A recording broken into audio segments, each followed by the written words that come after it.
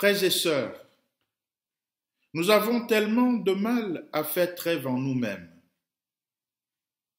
Nous remplissons notre temps comme une armoire comble.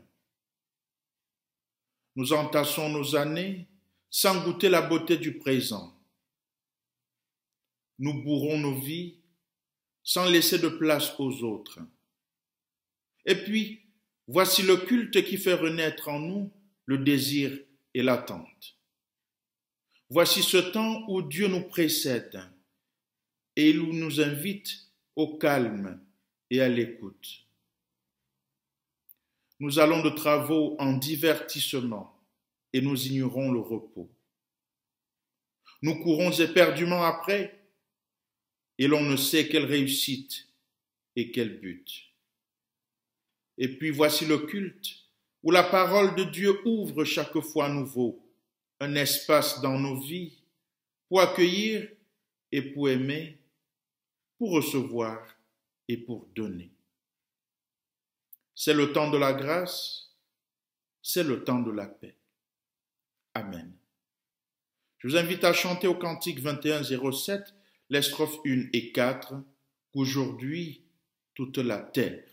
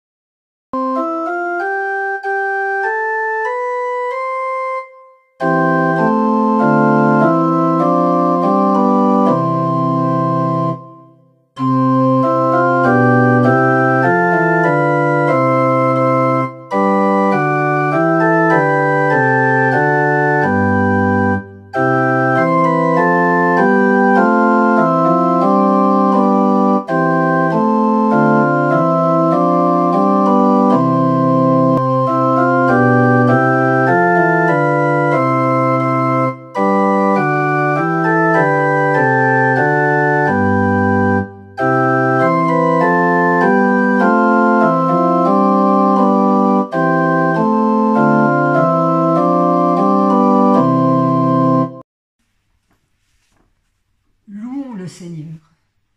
Sois béni, Seigneur, pour la joie que tu donnes. La joie au-dessus de toutes les joies. La joie du salut que tu as apporté.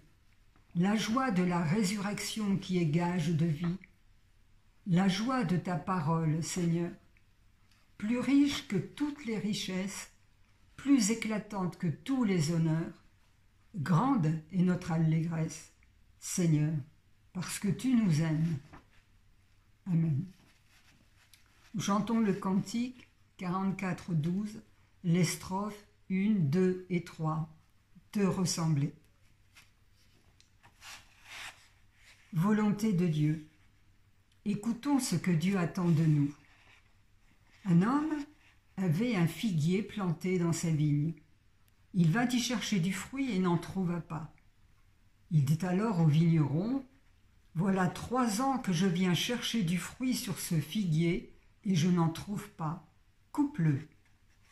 Pourquoi faut-il encore qu'il épuise la terre? Mais l'autre lui répondit: Maître, laisse-le encore cette année, le temps que je bêche tout autour et que je mette du fumier.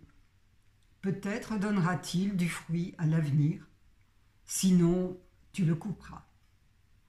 Seigneur, aide-nous à porter du fruit que tu attends. Amen.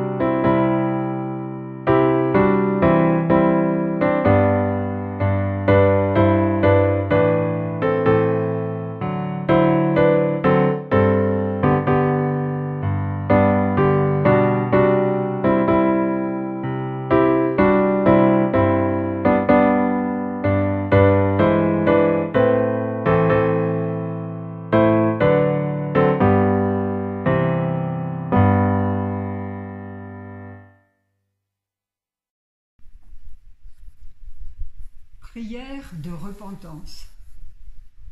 Je vous invite à confesser nos péchés. Seigneur, est-il possible que nous nous considérions comme ton peuple? Est-il concevable que ton évangile soit encore à la merci de notre comportement personnel et de notre témoignage d'Église? Seigneur, nous le reconnaissons, nous sommes trop pesants, trop enfoncés dans nos habitudes, dans nos propres justifications, dans nos égoïsmes personnels ou familiaux. Souvent, nos yeux ne voient pas les signaux que tu nous adresses et nous sommes capables d'amortir, d'étouffer ta parole et les cris de détresse de nos frères. Seigneur, juge toi-même si nous te demandons honnêtement pardon, si nous sommes décidés vraiment à réagir à ta parole, à essayer de réaliser, même et surtout s'il nous en coûte, ce que nous reconnaissons comme une exigence de l'Évangile aujourd'hui. Ne nous laisse pas nous raconter à nous-mêmes que nous voulons t'obéir si ce n'est pas vrai, si nous ne tendons pas l'oreille avec nos sœurs et nos frères à ta parole. Amen. Nous chantons le cantique 43, 06, les strophes 1 et 2. Viens, je te prie, change mon cœur.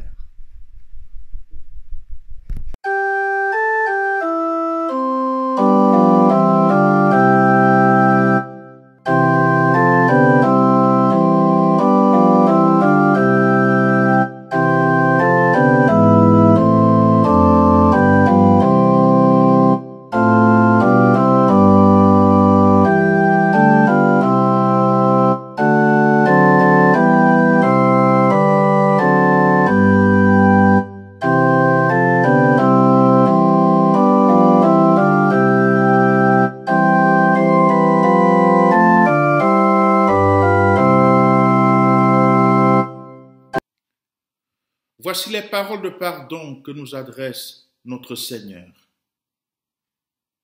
C'est lui le Christ qui est notre paix. Par sa chair crucifiée, il a fait tomber le mur de la haine. Par lui, les uns et les autres, nous avons accès auprès du Père dans un seul esprit. Oui, pour cette réconciliation, rendons grâce à Dieu. Amen. Et nous chantons au cantique 43, 06, la strophe 3, fais-moi comprendre ta charité.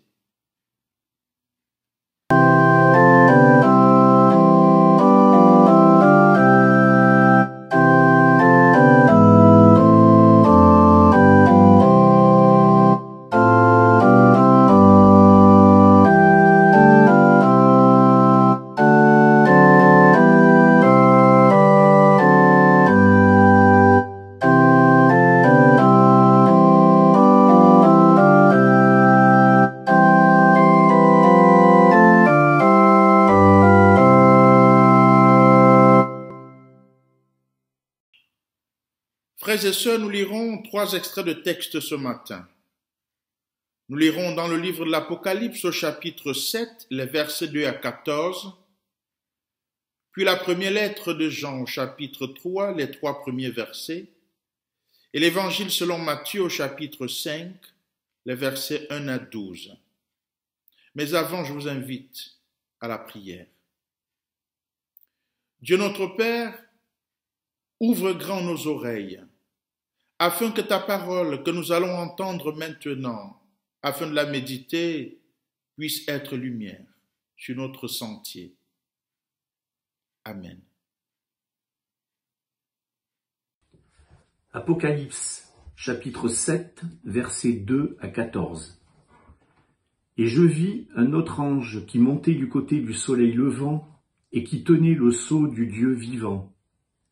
Il cria d'une voix forte aux 4 anges à qui il avait été donné de faire du mal à la terre et à la mer. Ne touchez pas à la terre, ni à la mer, ni aux arbres, jusqu'à ce que nous ayons marqué du sceau le front des serviteurs de notre Dieu. Et j'entendis le nombre de ceux qui avaient été marqués du sceau. 144 000 de toutes les tribus des fils d'Israël. De la tribu de Juda, 12 000, marqués du sceau. De la tribu de Ruben, 12 000. De la tribu de Gad, 12 000. De la tribu d'Azer, 12 000. De la tribu de Nephtali, 12 000. De la tribu de Manassé, 12 000. De la tribu de Siméon, 12 000. De la tribu de Lévi, 12 000. De la tribu d'Issachar, 12 000. De la tribu de Zabulon, 12 000. De la tribu de Joseph, 12 000. De la tribu de Benjamin, 12 000, marqués du sceau. Après cela, je regardai, et voici une grande foule que nul ne pouvait compter, de toute nation, de toute tribu, de tout peuple et de toute langue. Ils se tenaient devant le trône et devant l'agneau, vêtus de robes blanches et des palmes à la main. Et ils criaient d'une voix forte, « Le salut est à notre Dieu qui est assis sur le trône et à l'agneau. » Et tous les anges se tenaient autour du trône. Des anciens et des 4 êtres vivants, ils tombèrent la face contre terre devant le trône et ils adorèrent Dieu en disant Amen. La louange, la gloire, la sagesse, l'action de grâce, l'honneur, la puissance et la force sont à notre Dieu au siècle des siècles. Amen. Alors l'un des anciens prit la parole et me dit, « Ceux qui sont vêtus de robes blanches, qui sont-ils et d'où sont-ils venus ?» Je lui répondis, « Mon Seigneur, tu le sais. » Et il me dit, « Ce sont ceux qui viennent de la grande tribulation. Ils ont lavé leurs robes et les ont blanchies dans le sang de l'agneau. » Amen. Voyez quel amour le Père nous a témoigné pour que nous soyons appelés enfants de Dieu. Et nous le sommes. Si le monde ne nous connaît pas, c'est qu'il ne l'a pas connu. Lui, bien-aimé, nous sommes maintenant enfants de Dieu et c'est ce que nous serons un jour. Ce qui n'a pas encore été révélé. Nous savons que lorsque Christ apparaîtra, nous serons semblables à lui parce que nous le verrons tel qu'il est. Toute personne qui possède cette espérance en lui se purifie comme lui-même. Amen. Matthieu chapitre 5, versets 1 à 12. À la vue de ces foules, Jésus monta sur la montagne. Il s'assit, et ses disciples s'approchèrent de lui. Il prit la parole pour les enseigner. Il dit, « Heureux ceux qui reconnaissent leur pauvreté spirituelle, car le royaume des cieux leur appartient. Heureux ceux qui pleurent, car ils seront consolés. Heureux ceux qui sont doux, car ils hériteront la terre. Heureux ceux qui ont faim et soif de justice, car ils seront rassasiés. Heureux ceux qui font preuve de bonté, car on aura de la bonté pour eux. Heureux ceux qui ont le cœur pur, car ils verront Dieu. Heureux ceux qui procurent la paix, car ils seront appelés fils de Dieu. Heureux ceux qui sont persécutés pour la justice, car le royaume des cieux leur appartient. Heureux serez-vous lorsqu'on vous insultera, qu'on vous persécutera, et qu'on dira faussement de vous toutes sortes de mal à cause de moi. Réjouissez-vous et soyez dans l'allégresse, parce que votre récompense sera grande au ciel. En effet, c'est ainsi qu'on a persécuté les prophètes qui vous ont précédés. Amen.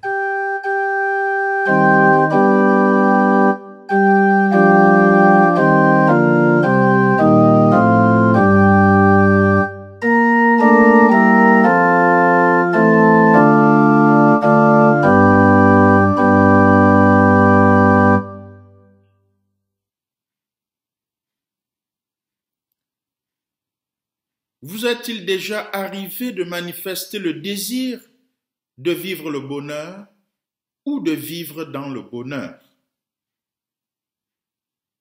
Le bonheur représente quoi pour vous? Peut-il être assimilé à un art de vivre ou alors au bien vivre? Le bonheur est-il une morale, un état d'esprit ou une éthique? lorsque j'ai consulté quelques manuels traitant du thème du bonheur, je me suis aperçu que certaines revues de psychologie nous menaient à la recherche effrénée du bonheur comme étant un état. Le bonheur se définirait alors comme étant la capacité de vivre dans un monde idyllique, une société sans crise, sans souffrance ni difficulté. C'est d'ailleurs pourquoi les sciences du bonheur croissent et les techniques d'acquisition du bonheur s'enseignent à presque tous les coins de rue. Dans cette perspective, quelques dictionnaires et encyclopédies de psychologie définissent le bonheur comme étant un état de complète satisfaction, ultime vers quoi toutes les satisfactions tendent. Cultiver le bonheur devient une chose complexe, tant il semble impossible d'atteindre un état de félicité stable et durable. La souffrance finit toujours par revenir. Le bonheur est une quête permanente pour tous les êtres humains.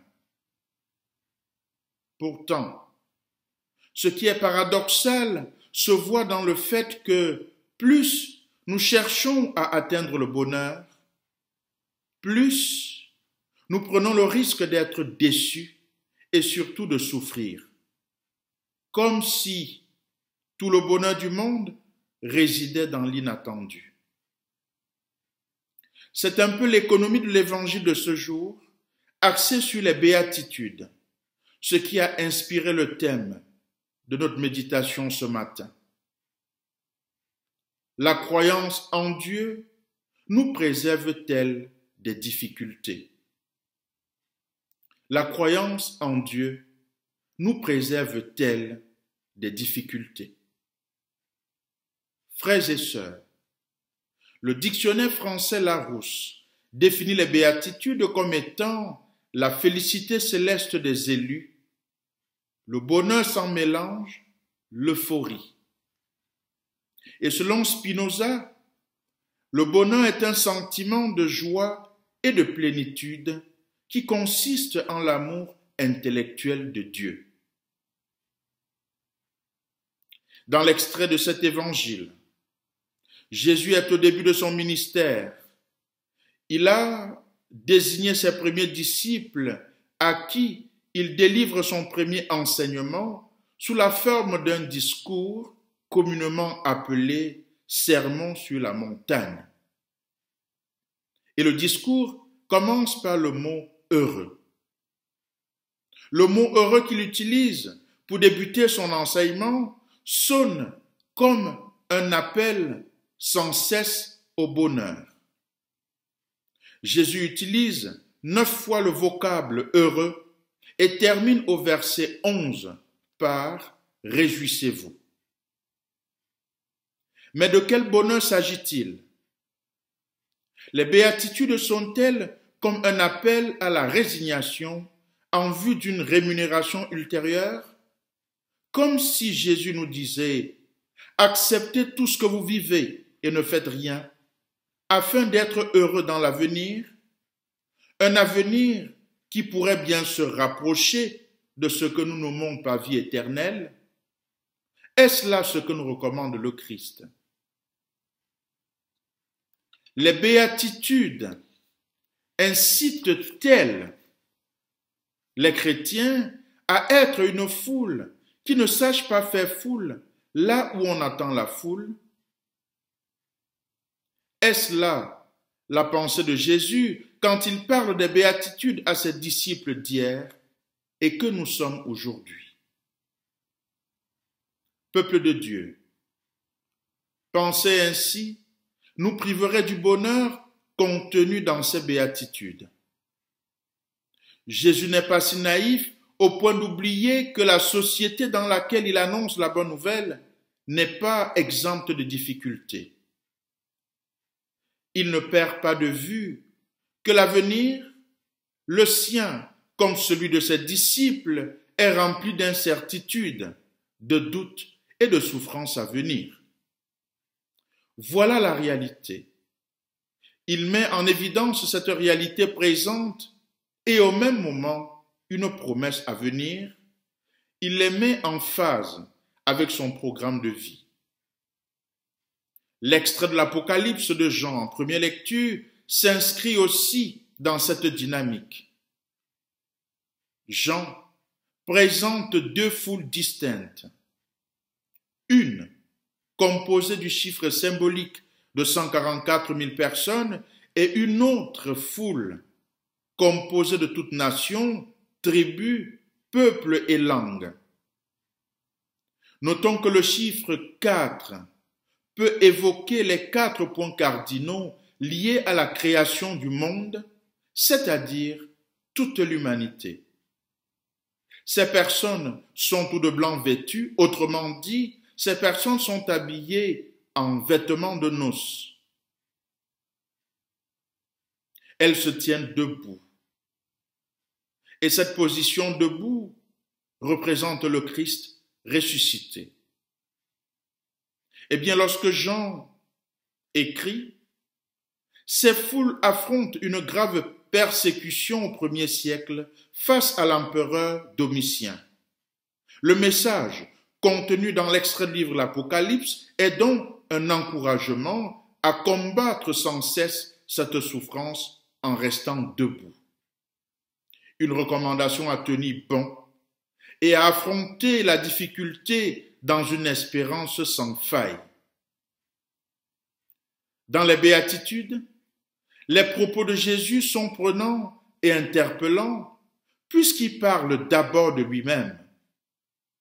C'est lui qui est doux dans un monde violent et pervers.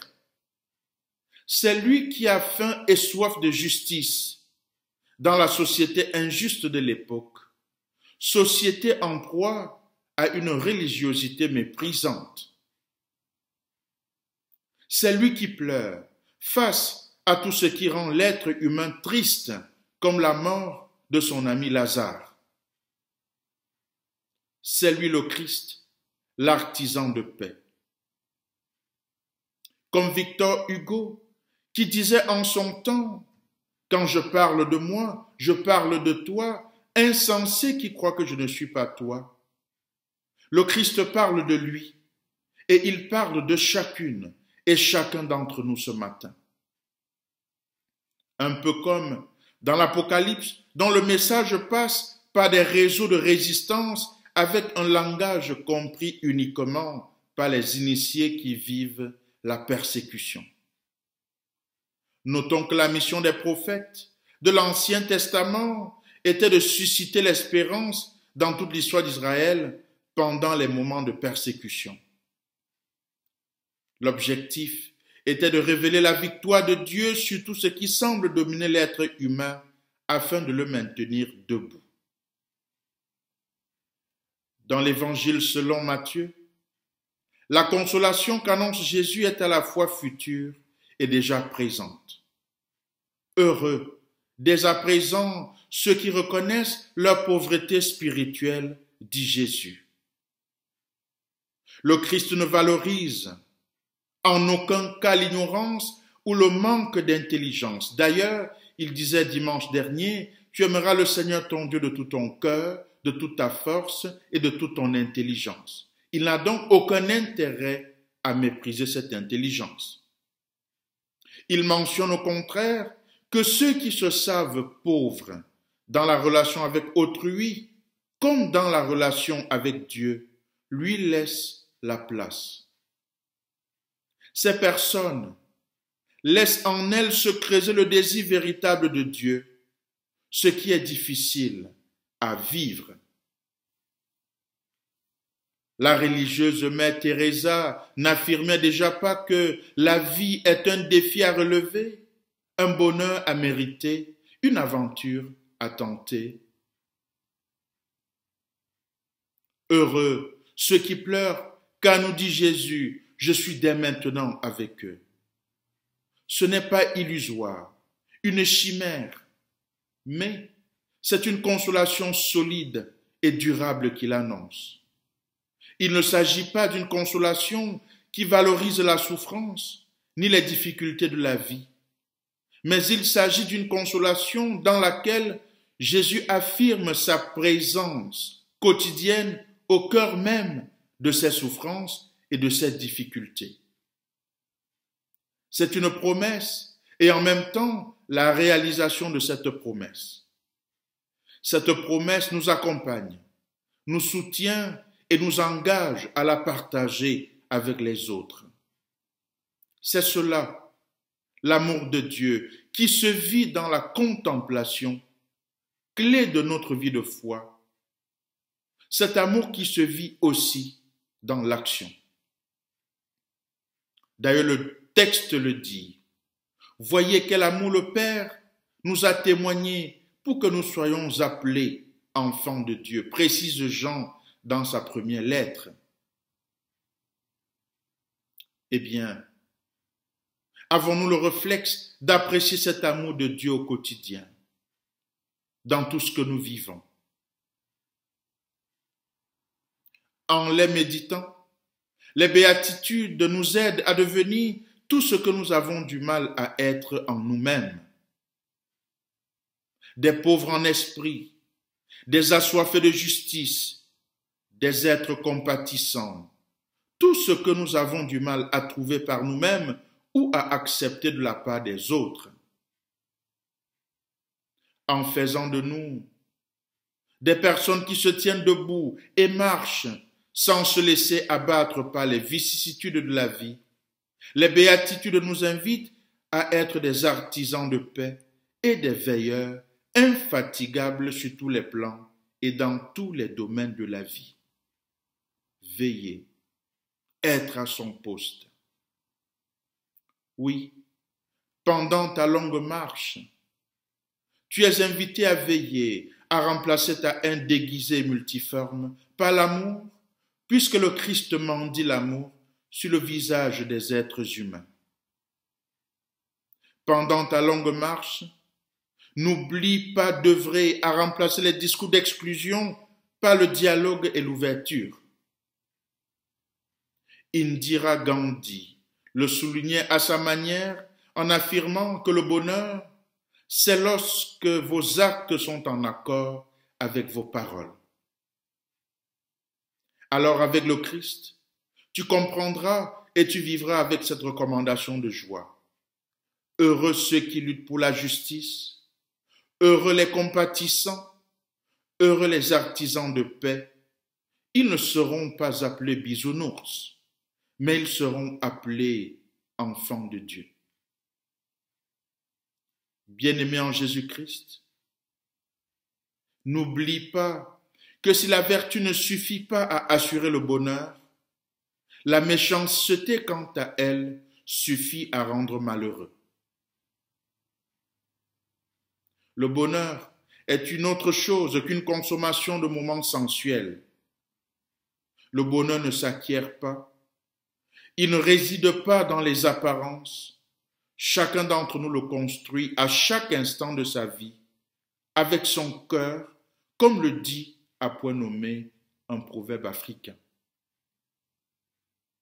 Veux-tu alors veiller à demeurer debout et continuer la route?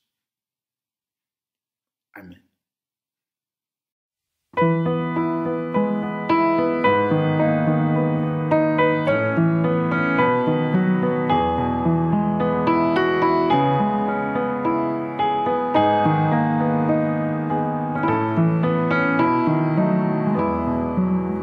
C'est vers toi que je me tourne, je veux marcher dans tes voies, j'élève mes mains pour te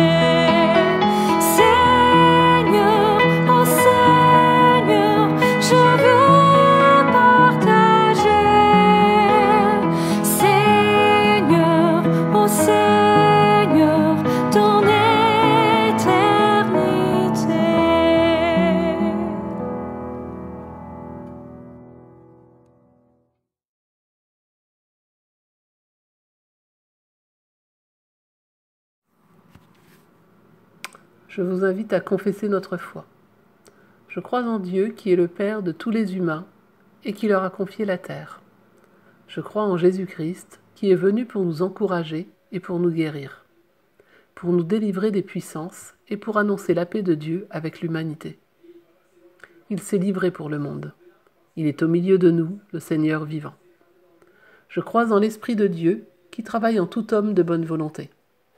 Je crois en l'Église donnée comme signe pour toutes les nations, armée de la force de l'Esprit et envoyée pour servir les hommes. Je ne crois pas au droit du plus fort, au langage des armes, à la puissance des puissants. Je veux croire au droit de l'homme, à la main ouverte, à la puissance des non-violents. Je ne crois pas que je n'ai pas à m'occuper de ce qui arrive loin d'ici. Je veux croire que le monde entier est ma maison et que tous moissonnent ce que tous ont semé. Je ne croirai pas que la guerre et la faim sont inévitables et la paix inaccessible. Je veux croire à l'action modeste, à l'amour et à la paix sur terre. Je ne croirai pas que toute peine est vaine, que le rêve de l'homme restera un rêve et que la mort sera la fin. Mais j'ose croire toujours et malgré tout à l'homme nouveau. J'ose croire au rêve de Dieu lui-même. Un ciel nouveau, une terre nouvelle, où la justice habitera. Amen.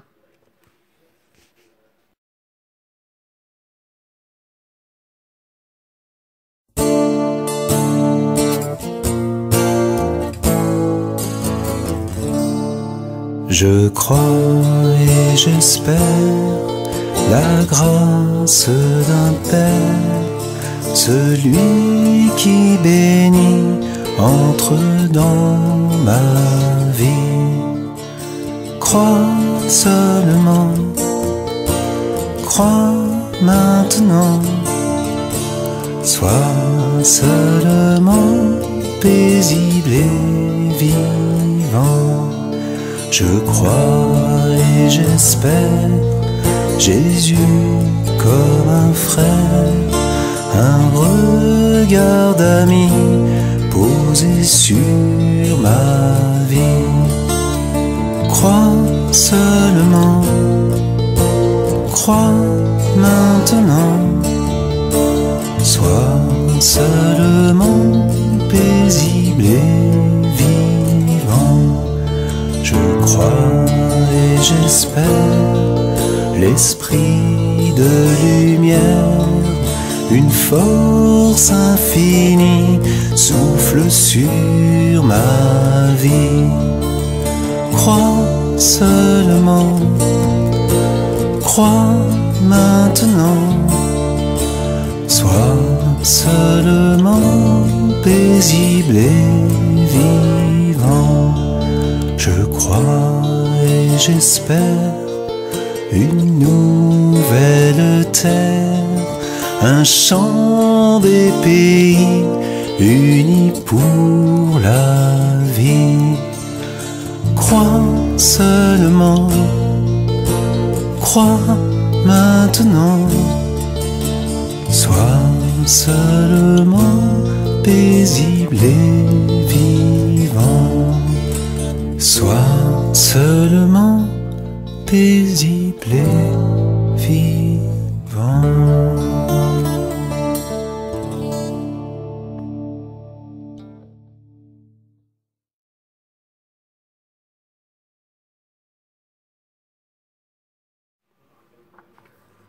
C'est maintenant le temps des annonces. Nous venons d'apprendre cette semaine que nous devons à nouveau nous reconfiner pendant 4 semaines. Les cultes n'auront donc pas lieu en présentiel au temple. Je vous donne rendez-vous tous les dimanches pour les cultes en vidéo. Vous pouvez y accéder sur le site internet de la paroisse, EPU Pays Niortais, ou la chaîne YouTube du même nom. Le groupe WhatsApp, lui, peut vous permettre de garder le contact durant ces 4 semaines. Si vous n'avez pas le lien, n'hésitez pas à en faire la demande au pasteur ou en nous contactant via le site internet. Toutes les activités paroissiales du mois de novembre sont donc annulées. Le conseil presbytéral devrait se réunir rapidement pour se projeter sur les semaines et mois à venir. Ça y est, le bulletin arrivera dans vos boîtes aux lettres dans quelques jours. Prenez patience, ayez confiance. Je vous donne rendez-vous la semaine prochaine et vous souhaite d'ici là un bon dimanche et une belle semaine. C'est maintenant le temps de l'offrande. Nous pouvons, par notre don, manifester que le Christ est vraiment le Seigneur de nos vies et de nos biens. Que chacun, pendant cette période de confinement, puisse prendre du temps pour réfléchir à ce qu'il peut apporter, donner un peu de temps, des compétences ou des dons financiers. Je vous invite à la prière. Père, accepte notre offrande joyeuse, l'offrande de notre argent, l'offrande de notre travail, l'offrande du temps nécessaire à l'écoute et toute offrande que nous inspire ton amour. Amen. Prions maintenant les uns pour les autres.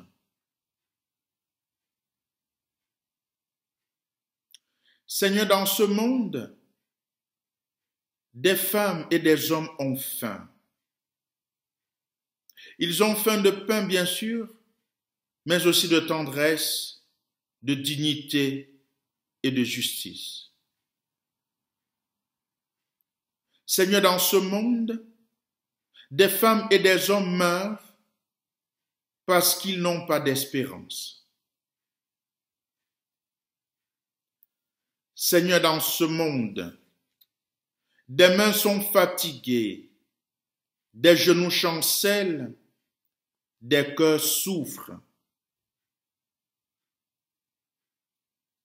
Nous te demandons ta force pour ceux et celles qui n'en peuvent plus. Un chemin de paix pour les réfugiés et les immigrés, pour ceux et celles qui sont persécutés, traqués, emprisonnés, torturés, pour ces disparus, pour ces familles qui pleurent, et la chaleur de ton amour pour celles et ceux qui sont abandonnés. Seigneur Jésus, toi le seul juste devant Dieu, toi qui as été livré comme coupable entre les mains des hommes, toi qui fus jugé, condamné, supplicié, nous t'apportons la souffrance des hommes et des femmes. Et comme tu l'as enseigné à tes disciples, ensemble nous te disons, notre Père qui es aux cieux, que ton nom soit sanctifié, que ton règne vienne, que ta volonté soit faite sur la terre comme au ciel. Donne-nous aujourd'hui notre pain de ce jour. Pardonne-nous nos offenses, comme nous pardonnons aussi à ceux qui nous ont offensés. Ne nous laisse pas entrer en tentation, mais délivre-nous du mal, car c'est à toi qu'appartiennent le règne, la puissance et la gloire pour les siècles des siècles. Amen. Avant de terminer cette célébration, je tiens à remercier ceux et celles qui m'ont accompagné, à vous tous qui regardez et qui nous faites des retours. Merci également pour ceux et celles qui participent au montage de ces cultes vidéo.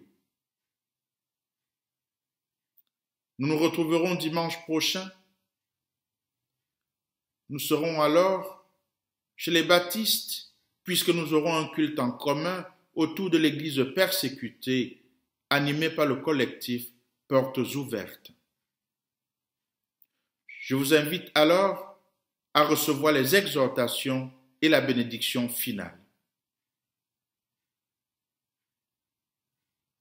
La croyance en Dieu nous préserve-t-elle des difficultés? En méditant les béatitudes de ce matin, le Christ, par ses paroles, nous aide à devenir tout ce que nous avons du mal à être par nous-mêmes.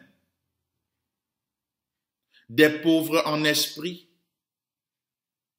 des assoiffés de justice, des êtres compatissants, tout ce que nous avons du mal à trouver par nous-mêmes ou à accepter de la part des autres.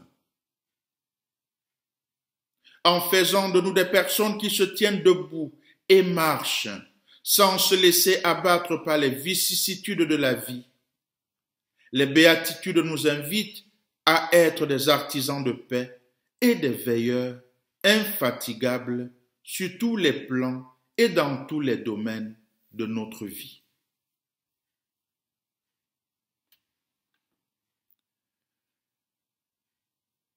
Que Dieu, notre Père, qui a commencé en nous une œuvre excellente, en poursuive l'achèvement jusqu'au jour de l'avènement de Jésus le Christ. Que le Dieu de paix, d'amour et de liberté vous bénisse, le Père, Fils et Saint-Esprit. Amen. Et nous chantons au cantique 36-30, les 2 premières strophes. Tu nous appelles à t'aimer en aimant le monde. Bon dimanche, bonne semaine et à dimanche prochain.